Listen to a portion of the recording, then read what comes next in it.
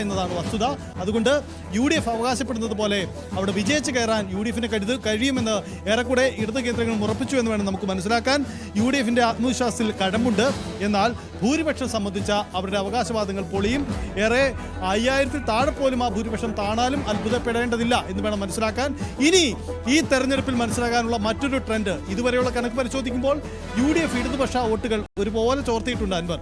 പക്ഷേ ഇടതു കേന്ദ്രങ്ങളിലേക്ക് വരുമ്പോൾ അത്രയധികം ചോർച്ചയുണ്ടാക്കാൻ അൻവറിന് കഴിയുമോ എന്ന ചോദ്യമാണ്. ഭരണവിരുദ്ധ വികാരം ഉണ്ടായോ ഇല്ലയോ എന്ന അവകാശവാദ തർക്കങ്ങളൊക്കെ ഒരുപക്ഷെ ഈ തെരഞ്ഞെടുപ്പിന് ശേഷം ഉയർന്നു വരാൻ സാധ്യതയുള്ള വിഷയമാണ്. അതിൽ ഇടതുപക്ഷത്തിന് അവരുടെ ഗ്രൗണ്ട് വോട്ടുകൾ ചോർന്നു പോയില്ല എന്ന കണക്ക് ഒരുപക്ഷെ സ്ഥാപിച്ചെടുക്കാൻ കഴിയുമോ എന്നതും ഇനി പുറത്തു വരാനുള്ള കണക്കുകളിൽ നിന്ന് സൈത്ത് 6831 ഭൂരിപക്ഷം എത്തിയിട്ടുണ്ട്. നമ്മൾ 7500 6831 ഭൂരിപക്ഷം കുറഞ്ഞു ഷൗക്കത്തിന്റെ. അത് ആ തരത്തിലുള്ള കാര്യങ്ങൾ സംഭവിക്കുന്നുണ്ട്. ഓരോ റൗണ്ട് കഴിയുന്നു.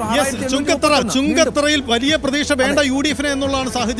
11ാം റൗണ്ടിന്റെ ഫലമാണ് വരുന്നത്. 11ാം റൗണ്ട് പൂർണ്ണമായും ചുങ്കത്തറയിലെ 14 വാർഡുകൾ കൗണ്ട് ചെയ്തതാണ്. ഇവിടെ വെറും 429 വോട്ടുകൾ മാത്രമാണ് ലീഡ് ചെയ്യാൻ UDFിന് ഷൗക്കത്തിന് കഴിഞ്ഞിരിക്കുന്നത്. അങ്ങനെയെങ്കിൽ ആ കണക്കത്ര ആശാവഹമല്ല UDFിന് എന്നതാണ്. ചുങ്കത്തറയുടെ അടുത്ത റൗണ്ട് ചുങ്കത്തറയുടെ പകുതി വാർഡുകളാണ്. അതിനുശേഷം നിലമ്പൂർ നഗരസഭയിലേക്ക് കടക്കുന്നുണ്ട്. അങ്ങനെയെങ്കിൽ സാഹചര്യം അത്രമേൽ അനുകൂലമല്ല.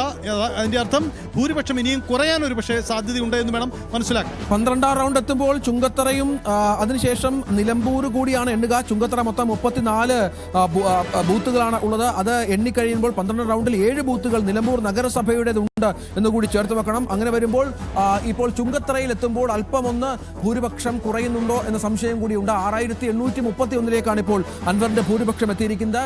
നഗരസഭ വളരെ നിർണായകമാണ്. അതായത് കൃത്യം 12ാം റൗണ്ട് മുതൽ നിർണായകമായ മാറ്റങ്ങൾ ഒരുപക്ഷെ ഷൗക്കത്തിന്റെ ഭൂരിപക്ഷത്തിൽ സംഭവിക്കുമോ എന്നുള്ളത് കാത്തിരുന്ന് കാണേണ്ടി വരും. അത് 12, 13, 14, 15 റൗണ്ടുകളിലായി മൊത്തം 48 ബൂത്തുകൾ ഈ നഗരസഭയുടെ ഭാഗമായി വലിയ ഒരു നഗരസഭയാണ് ഭാഗമായി ഉണ്ട് എന്നുള്ളതാണ്. അവിടെ LDF എപ്പോഴും അപ്രമാദിത്വം പുലർത്തുന്ന നിയമസഭാ തെരഞ്ഞെടുപ്പുകളാണ് കഴിഞ്ഞ തവണയൊക്കെ സംഭവിച്ചിട്ടുള്ളത്.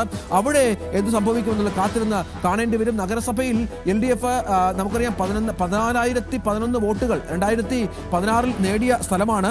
അവിടെ 2021 LDFിന്റെ ഭൂരിപക്ഷം 1500 കടന്നിരുന്ന സ്ഥലമാണ് നിലമ്പൂർ നഗരസഭ 1513. അവിടെ എന്തെങ്കിലും അത്ഭുതങ്ങൾ സ്വരാജിന് സൃഷ്ടിക്കാനാകുമോ എന്നുള്ളതാണ് കാത്തിരുന്ന് കാണേണ്ടത്. 6831 എന്ന അതിനിർണായകമായ ഒരു ഭൂരിപക്ഷത്തിലുണ്ട്.